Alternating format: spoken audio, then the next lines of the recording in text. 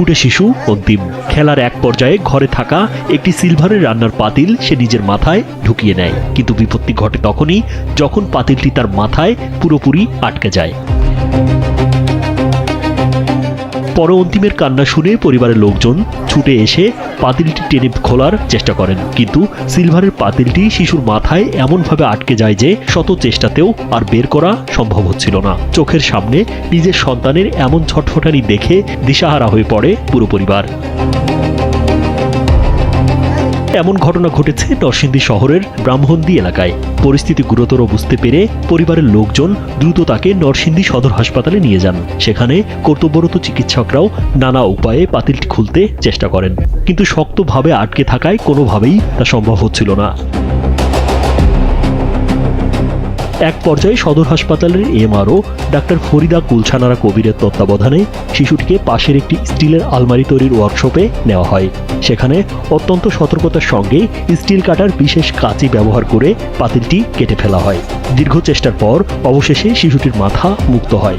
রান্নার পাতিল তার মাথায় ঢুকে আমরা চেষ্টা করেছিলাম ইমার্জেন্সি থেকে পাতিলটি বের করার জন্য, কিন্তু যখন দেখা যাচ্ছে যে এইভাবে বের হচ্ছে না এবং বাচ্চাটা একটা ক্ষতির সম্মুখীন হতে পারে, তখন আমরা আমাদের মেডিকেল অ্যাসিস্ট্যান্ট ছিল এবং আমাদের একজন স্টাফ ছিল, তার নাম পাশে হচ্ছে স্টিল আলামিন স্টিল কিং আছে আমাদের পাশে শুক্রপাড়াতে, ওখানে যায়। ওখানে গিয়ে ঘটনায় চিকিৎসকরা অভিভাবকের আরও সচেতন হওয়ার আহ্বান জানিয়েছেন। ছোট শিশুরা খেলতে গিয়ে প্রায়ই ঝুঁকিপূর্ণ কাজ করে ফেলে, তাই শিশুদের সবসময় নজরদারিতে রাখা এবং বিপজ্জনক জিনিসপত্র তাদের নাগালের বাইরে রাখার পরামর্শ দেন। রাজীব বিশ্বাস, কালবেলা। আপন মনে খেলা করছিল ফুটফুটে শিশু অন্তিম খেলার এক পর্যায়ে ঘরে থাকা একটি সিলভারের রান্নার পাতিল সে নিজের মাথায় ঢুকিয়ে নেয়, কিন্তু বিপত্তি ঘটে তখনই যখন পাতিলটি তার মাথায় পুরোপুরি আটকে যায়।